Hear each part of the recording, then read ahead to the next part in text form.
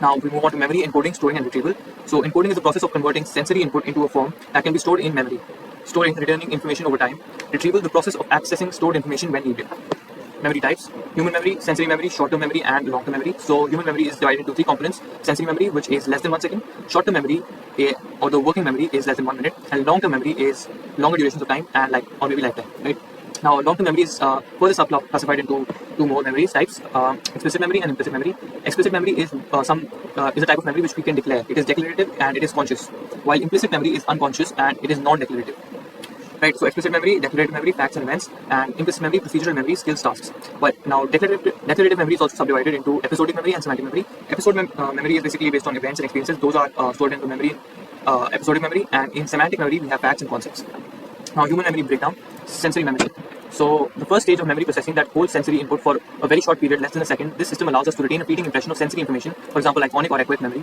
Then short-term memory holds a small amount of information for a brief period of time, less than a minute. STM is typically limited in capacity, often described by the 7 plus minus 2 items rule, Miller.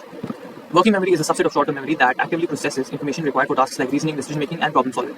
Then long-term memory, LTM, information is transferred to long-term memory for extended storage, potentially for a lifetime. It has much larger capacity as compared to STM. Explicit memory, conscious; episodic memory, memory of personal events or experiences, example, your first day at school, your first job, etc. Semantic memory, memory of facts and general knowledge, example, capital cities. Implicit memory, unconscious. Procedural memory, memory for skills and tasks, example, riding a bike, typing on a keyboard, etc. Process flow, okay, so we're going to be discussing that. Sensory input to sensory memory. So sensory data enters the memory system and is briefly held. Short-term memory: if the sensory information is attended to, it is transferred into short-term memory where it can be processed further. Then long-term memory: if rehearsal or further elaboration occurs, information is encoded into long-term memory for retrieval later.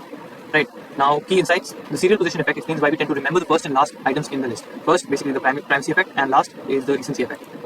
Memory processing involves encoding, transforming sensory information, storage, maintaining information, and retrieval, accessing stored information.